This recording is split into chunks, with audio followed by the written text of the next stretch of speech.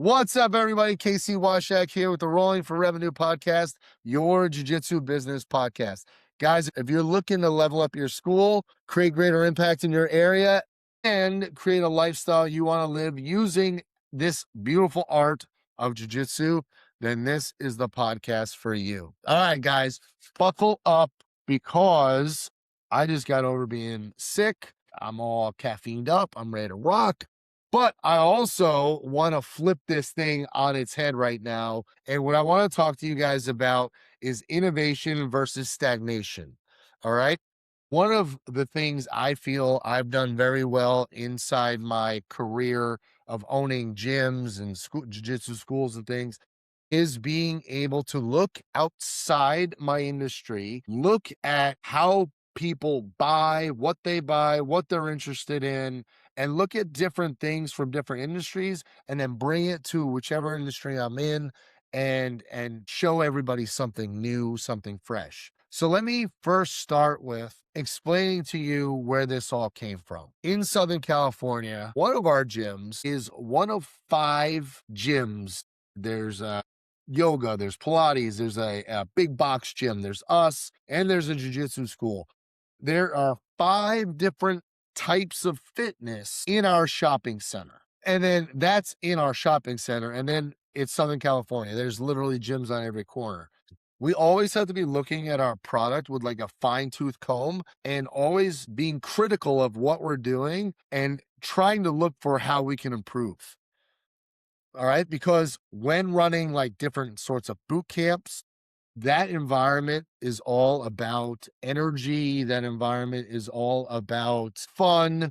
That environment is all about creativity and just creating moments for your members, your students, to be at the water cooler at work and be like, you won't believe what we did today. That is what we were striving for on a daily basis. So in our boot camps, we literally had 10 to 15 different structures with timing and layouts and even 10 to 15 different playlists and all these things that we can mix and match to where it was never the same thing on a daily basis.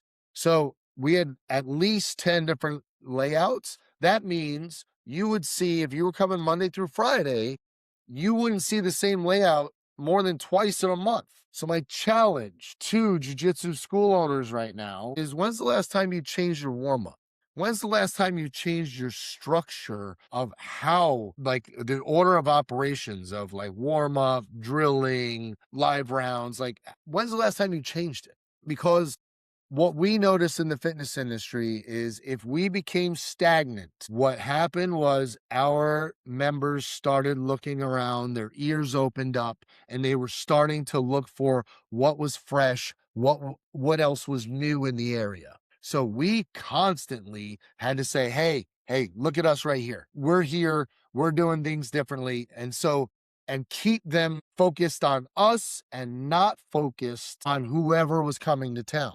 Now, I've said this a million times, jiu-jitsu is becoming more and more popular. Resting on your competitor accolades does not matter. And so what's going to happen is, if we start resting on our laurels and resting on the past, all it's going to take is something a little new, a little more exciting, someone who's doing things a little differently. And then all of a sudden our students are going to start looking around. So my argument to many jiu-jitsu schools right now is, you are like one cross training away from losing students. Whenever a student's like, you know what, my buddy trains in this place 15 minutes down the road, let me go check it out, and they do something a little different, it's going to feel fresh. It's going to feel new. It's going to feel exciting. And you may lose a student just because we've gotten into the rut of doing the same thing every day and we didn't keep it fresh. People's attention spans are getting shorter and shorter and shorter, which means we have to do more and more and more to keep their attention. And so I just want everyone to realize this. We learned this in the fitness industry years ago. Other jujitsu schools are not your only competition. Anything that takes the attention away from you is your competition. So Netflix is a competitor of yours. Your students' significant others are competitors of yours. Anything. Kids, we deal with this with kids all the time. The fact that there's other sports. Why do they choose other sports over jujitsu? These are questions we need to really like sit down and answer and try to find a solution for. I hate hearing we can't keep everybody. Are you trying though? Or that's like a defeatist attitude. So what that's saying is I need to market a ton to get a bunch in so that I could lose 75%, but I'm still up. Like to me, that's a defeatist attitude. And that's not constantly looking at the product saying, why is it that kids are falling out of love with jujitsu and going to these other sports, soccer, football, whatever, when there's all these lessons you could learn in jiu-jitsu that I would say arguably are 10 times better in jiu-jitsu than any other sport. So why are we losing them? Have we ever sat down and really said, like, are we just an after-school activity for these kids until they find something better? How could we become more valuable to the parents in these classes? How can we keep the kids' attentions better in these classes? So I had a great conversation with a buddy of mine, very successful in the competition world. Him and his business partner, both world champions, and you would know their names if I said it. And they've done very well inside their jiu-jitsu school. And here's what was really interesting to me was he flat out told me, he's like, look, our kids program, like if you want to be a kid competitor and be at the highest level, we're not for you. What we are creating are long-term martial artists. So we need kids to learn to love jujitsu. So it's very game-based. It's very fun. But if you're like a serious competitor at 10 years old, we're not trying to burn you out. We're trying to play the long game and make you a world champion when you're an adult. I thought that was phenomenal. That level of awareness of who they were. But my challenge to him is you make sure the kids love jujitsu. What are you doing for the adults? We're just big kids. We've implemented so many silly reward systems inside my fitness studios because we realized we all want recognition. We all want to know we're leveling up constantly, daily. And we want to go to a place where we feel special, we feel known. How can we implement these things? And so we have all these different reward systems and everything inside the gyms. And that's helped us retain people longer. That's helped them stay focused on what the goal is because like jujitsu, fitness, you're not going to get in shape in 30 days. It's going to take years. So how do I keep you engaged? We like stickers, literally stickers. People are doing wild things, points for stickers and points.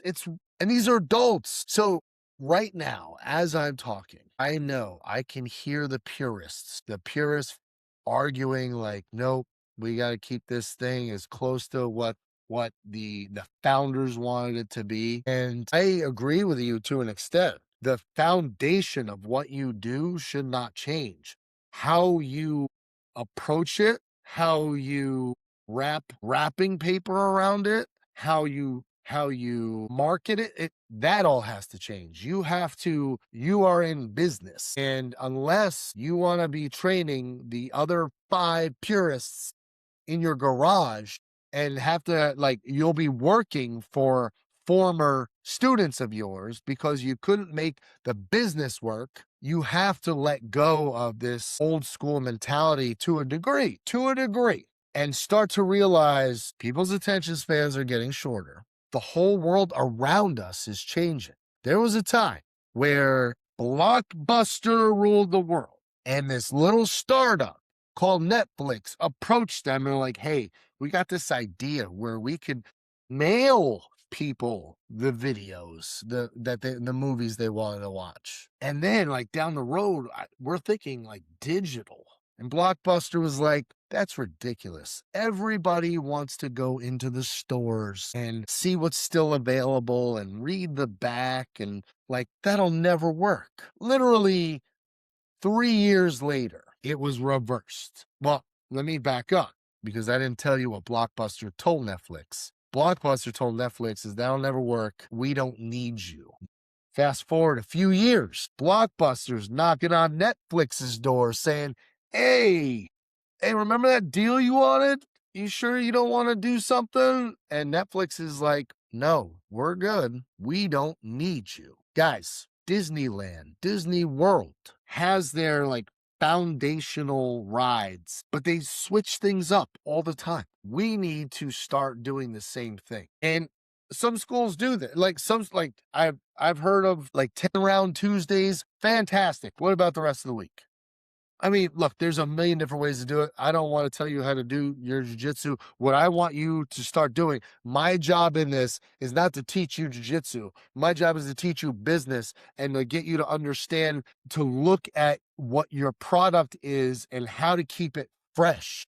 So you keep the people who are currently paying you for jiu-jitsu and keep them paying you for jiu-jitsu, and not lose them to other sports or not lose them to other activities or anything else that grabs their attention, and not lose them to other jiu-jitsu schools. So guys, I have an exercise for you. What I want you to do, and this is what we did inside our gyms. We sat down and we said, all right, let's think up right now 5 or so different layouts. We can do a big circle. We call it Ring of Fire. Everyone's doing the same thing. We could have lines where people rotate from one line to the other and back around. We could have I go, you go.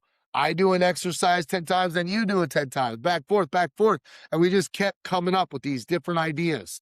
Okay, then let's look at timing. Oh, we can do a minute on. We can do Tabata, 20 seconds on, 10 seconds off. We can do 5 minutes and do 3 exercises as many times as you can in 5 minutes. Like there's so many different ways. And so we would just verbal diarrhea this all over a whiteboard.